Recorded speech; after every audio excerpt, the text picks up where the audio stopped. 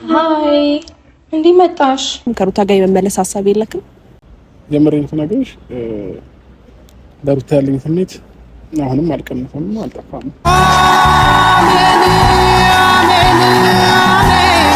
በስተመጨረሻም እንግዲህ አብርሽና ሩታ የታረቁ ይመስለኛል። ሲጀመር እኔ እንደዚህ አይነት ጸብ አላውቅም። አሁን እናንተ ጸብ ውስጥ ነን ተጣልተናል ምናምን ብላችሁ ነው የምታስቡት። እኔ የምታሳዝነኝ ሄርሜላ ናት። እግዚአብሔርን ይሄንን ሁሉ ዋጋ ከፍላ ደክማ ምናምን እንደዚህ ሙድ ሲያዝባት ማየት በጣም ያሳዝናል። እና እኔ አሁን ዝም ብዬ ነገሮችን ስረዳና ለማየት ስሞክር አብርሽና ሩታ ሙድ እያዙ እንጂ እንዳልተጣሉ ነው እየተረዱ ያሉት ማለት ነው። እንዴት ነው ሲጀመር የተጣላ ሰው እንደዚህ ነው እንዴ? ትፎግራላችሁ? እንዲያውም ማታ ላይቭ ሲገቡ በአጋጣሚ የመመልከት እድሉ ነበረኝና ነገሮችን እያየሁ ምናምን ነበረ። በቃ የሆነ አለ አይደል በጣም ብዙ ነገሮች ከጀርባ እንደሚወሩ ምናምን አውቃለሁኝ። ግን እኔ በቃ እንደዚህ አይነት ጸብ አላውቅም።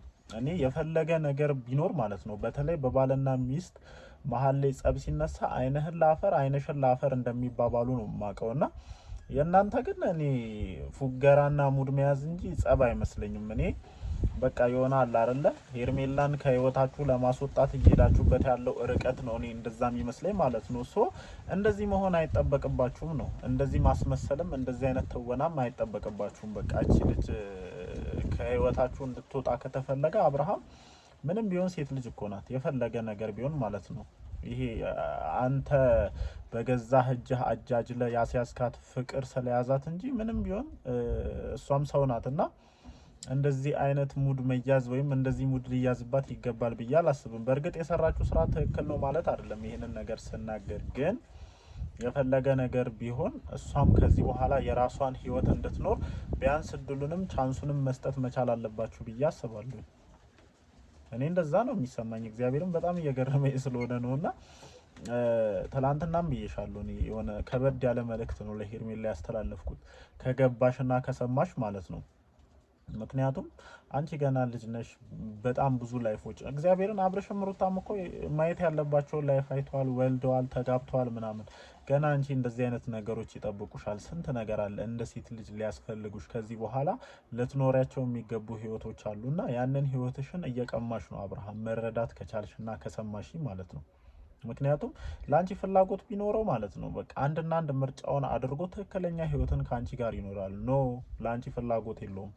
ምንም ፍላጎት እንደሌለው ነው እየተረዱ ያሉት። ፍላጎት ቢኖረው እንደዚህ አይነት የተንዘላዘለ የተንዘባዘበ ህይወትን ይመርጣል የሚል ሀሳብ የለኝም። በቃ እየተመለከትኩ ያሉት አሁን በአብርሽም በሩታም የተንዘባዘበ የተጨማለቀ ብልሽትሽት ያለ ህይወትን ነው እያየሁኝ ያለሁትና እስከመች በእንደዚህ አይነት መንገድ ሊቀጥሉ እንዳሰቡ አላቅም። ግን እኔ እንዳልተጣሉ ነው እርግጠኛ የሆንኩት። አሁን ላይ በቃ ተጣልተናል ምናምን የሚሉት ሙድ እያዙ ነው፣ ቤተሰብ ሙድ እያዙ ማለት ነው።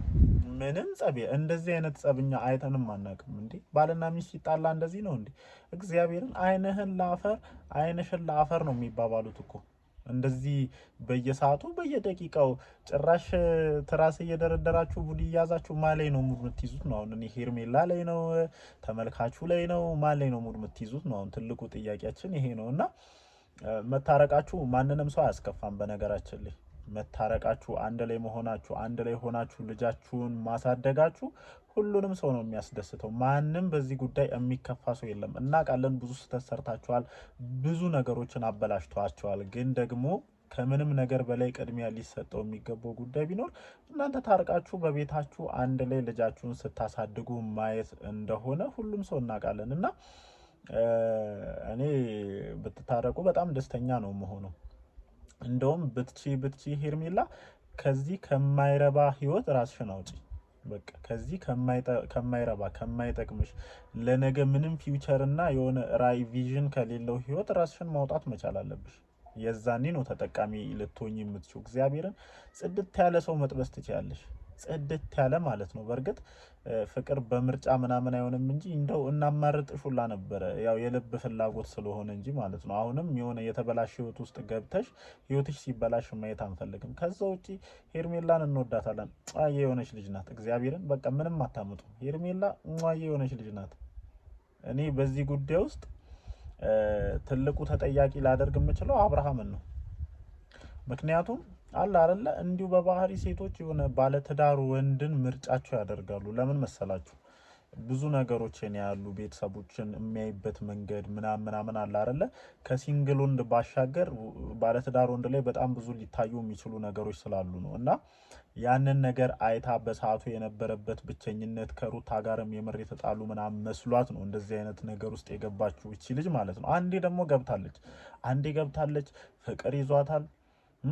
በቃ መስዋዕትነት ከፍላ ይሄንን ልጅ በእጇ ማስገባት እንዳለበት እንደ ሴትነት የእልህ ጉዳይ ውስጥ ስለገባች ነው እንደዚህ የተጨመላለቀ ህይወት ውስጥ የገባችው እንጂ እግዚአብሔርን ስታዩት እኮ በጣም ምስኪን ልጅ እኮ ናት። የምር በጣም ነፃ የሆነች የዚህን ያክል እኔ እንትን አለባት ብዬ እንኳን እንዳላወራ ነው የሚያደርገኝ። እና በተለይ ደግሞ ይሄን እንድል እያስገደደኝ ያለው ከሰሞኑ እሷ ላይ እያየው ያሉ ነገሮች ማለት ነው።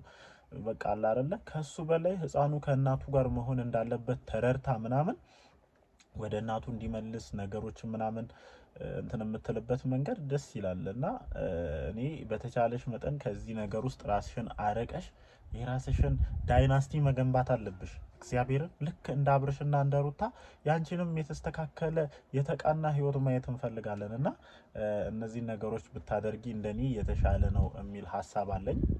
ከዛ ውጪ አብርሽና ሩታ አልተጣሉም። ኧረ በስመ አብ ሙድ መያዝ እግዚአብሔርን እኔ ማታ ሳቄን የመጣው እንዴ ኧረ በስመ አብ ጭራሽ ያው እኔ ኳስ ምናምን ታይቶ ምናምን ብቻ ያሉ ድባቦችን እያየሁኝ ስለነበር አምሽቻለሁኝ። እና ከ5 ሰዓት ምናምን በኋላ መሰለኝ ኦልሞስት ወደ 6 ሰዓት ምናምን ሲጠጋ ነው የገቡትና እንግዲህ ምርጫዬ ሄርሜላ ናት ካልክ ከዚህ ሴት ጋር አዲስ ህይወትን እጀምራለሁ ካልክ ወደ ኋላ ዞረ እንደዚህ ልትሆንበት የምትችልበት መንገድ የለም። በመጀመሪያ ደረጃ ትልቁን መታየት ያለበት ነጥብ ቢኖር አብርሃም ለሴት ልጅ ሪስፔክት የለውም። በቃ ትልቁ መታየት ያለበት ዋነኛው ነገር ቢኖር ለሴት ልጅ ሪስፔክት የለውም። ከሩታ ጀምሮ እስከ ሄርሜላ ድረስ ከዚህ በፊትም ለነበሩ ሴቶች ምንም አይነት ሪስፔክት የለም። እግዚአብሔርን መረዳት የቻልኩት ይሄንን ነው። ሪስፔክት ቢኖር እሺ እንደውም በቃ ከሩታ ጋር የሆነ ነገር ስላጋጫችሁ ሪስፔክት ለሷ ላይኖር ይችላል የሚለውን እንውሰድ። አንተ እሺ አሁን ምንም ቢሆን እኮ እግዚአብሔርን ሴት ልጅ ናት እቺ ልጅ ይሰማታል፣ ብዙ ነገር አለ።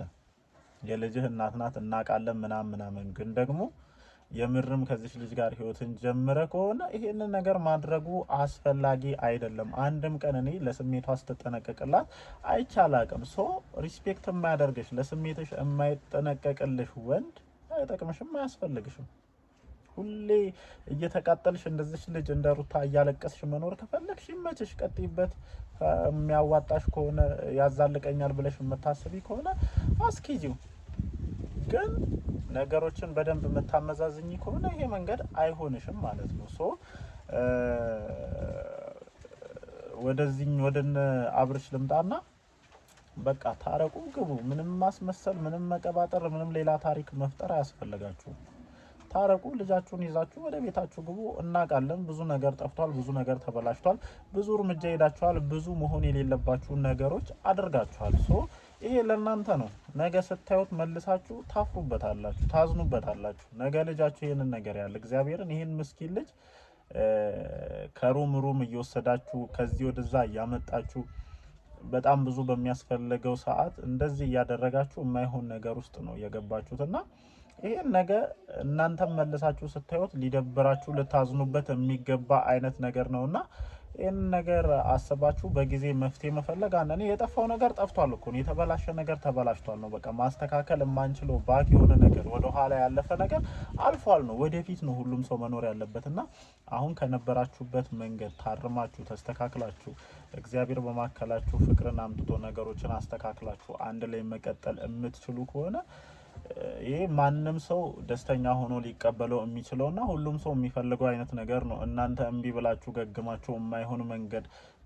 ከልማት ጥፋት ይሻለናል ብላችሁ ሄዳችሁ እንጂ ይሄ ሁሉም ሰው የሚፈልገው አይነት ነገር ነውና ይሄ ነገር በደንብ ታሳቢ መደረግ አለበት ማለት ነው። ከዛ ውጪ ሄርሜላዬ አይዞሽ እንግዲህ ተቃጣይ ብሎሻል። አንቺንም ያው እኮ ነው እና ለማንኛውም እወዳችኋለሁኝ። ምሽት እስኪ ደግሞ ምን ጉድ ይዘውብን እንደሚመጡ እናያለን። እስኪ ምን ጉድ ይዘው እንደሚመጡ ማለት ነው። ለማንኛውም እወዳችኋለሁ። ይመቻችሁ።